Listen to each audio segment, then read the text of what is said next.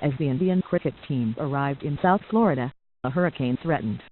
And that's not an analogy about intense media interest or fan frenzy that cricket's global superstars inspire wherever they go.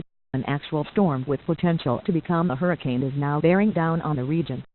By Friday evening, half a day before India and West Indies were to face each other in a historic T20 match here, the storm was waning slightly. A tropical disturbance that, earlier in the week, had looked like possibly turning into a hurricane and hitting South Florida by Sunday, had instead turned into a storm that, in the words of AccuWeather, came with the risks of flooding, downpour, and gusty thunderstorms spread toward southern Florida. So maybe no hurricane, but still the sort of weather conditions that aren't exactly conducive to cricket. It made for a potentially wet, worrisome situation, and raised questions about the best way to pursue international cricket in the U.S. Likewise, the stadium where the matches will be held, the place meant to attract big-time cricket to the U.S., but has instead been little used for the sport in nearly the decade since it was built, has also been subject of questions that will undoubtedly be looked at with renewed scrutiny now that big international matches are starting to come. This weekend's matches take place at Central Broward Stadium in Lauderhill, a suburb of Fort Lauderdale, a mid-sized coastal Florida city 30 miles north of Miami. The stadium is currently the only ICC-certified ODI cricket stadium in the United States. Plans have been mooted for international-level cricket stadiums in other parts of the U.S., but for now, if you want to play international cricket in the U.S., you're coming to South Florida. That brings up questions, namely about what kind of stadium you're coming to and when you ought to come. South Florida has a subtropical climate, meaning there are two seasons, wet and dry, summer being the wet season. When the local Major League Baseball team, the Miami Marlins, moved into a new stadium in 2012, the stadium's most notable feature was a retractable roof. That was seen as essential in a place prone to quick, violently pounding thunderstorms throughout the summer. While most of the U.S. is better suited to summer sports, the one place an international cricket stadium exists ironically has weather more conducive to winter matches. Then there's the ground itself. The wicket has improved greatly since its 2010 international T20 debut, when on a slow and low pitch, Sri Lanka and New Zealand split the two-game series that saw the Kiwis winning 120, the only triple-digit score. Usman Shuti knows all about that wicket. The former United States bowler, who retired from international competition in 2015 as the Americans' leading wicket-taker in one-dayers, remembers a ground where wickets were hard to come by. The wicket at Lauderhill Stadium had very low bounce a few years ago and was not suited for professional cricket, he said. There were times when the ball would not go higher than ankle height. Fast forward 6 years and, after a pitch consultant was brought in from New Zealand, the wicket drew better marks and higher scores during the Corporal.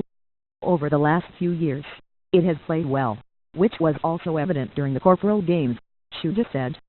Now the bounce is true. That was less than a month ago, but it remains to be seen if the stadium's local grounds crew can maintain the standard. The other criticism lobbed at the stadium involves overhead lighting, which has been an issue since the ground opened, and while some fixes were implemented in 2013, questions remain. While it won't be a problem this weekend, making the matches compatible with prime-time television viewing in India meant a 10 a.m. local time start, but more regular cricket will inevitably mean night matches, something where the stadium's history is decidedly mixed. When the stadium first opened, its large concrete lighting towers were positioned closer to the pitch and in front of seating areas. In addition to blocking spectators' vision, the towers were judged to be hazardous for nighttime play, as they would create difficult shadows. As a result, international T20s in 2010 and 2012 were scheduled for the day. The lighting towers were moved back in 2013, and in July this year, the Caribbean Premier League scheduled 2 of its 6 Lauderhill matches at night and 2 for late afternoon. However, the Corporal still deems it necessary to bring in temporary lighting fixtures to help. These are, of course, problems that can be fixed if more high-level cricket is on the horizon. However, since the stadium was built almost a decade ago, for T20 internationals and last month's Corporal have been the only high-level cricket played here. That's less to do with weather, more to do with dysfunction in U.S. cricket leadership. The United States of America Cricket Association, U.S. cricket's governing body, is currently suspended by the ICC, a move that is seen as helping pave the way for more top-flight cricket. It couldn't come at a better time for a stadium that has over the years been drifting away from the game. Faced with a lack of high-level cricket at what was meant to be a high-level cricket stadium, local leaders turned to other sports, namely football. Various camps and matches have been held at the stadium. In 2013, the wicket was dug up and moved to make it more accommodating for football. Earlier this summer, the Fort Lauderdale Strikers, the team in the 2nd Division North American Soccer League, made the stadium their new home. But India coming to town. That's the sort of thing that makes local leaders sit up and listen.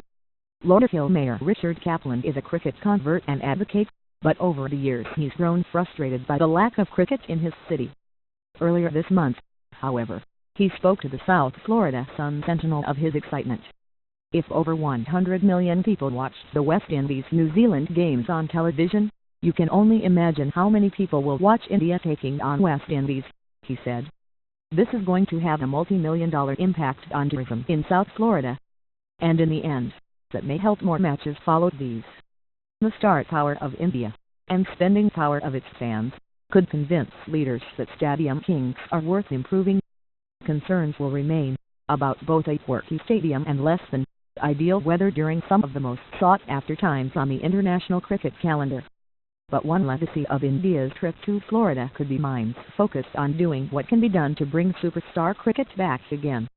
Former U.S. bowler Shuja says that while other cities may eventually challenge Lauderhill's primacy, the country's first international stadium can continue to play a role in U.S. cricket. The stadium is a solid facility and a good base to host international games, he said. While the dressing rooms, training facilities and floodlights, parking etc. meet international standards, there is room for improvement. The important thing is that we have a cricket-only facility that can allow professional games to be played in the U.S. and provide an enjoyable experience for the crowd. Lauderhill has been the home of U.S. cricket and has played a pivotal role in developing cricket in America. There are upcoming international quality fields in Houston and Indianapolis that might start challenging Lauderhill fairly soon. However, given the status Lauderhill has enjoyed thus far in the U.S., it will continue to be an important venue in the near future provided the authorities manage it well, he added.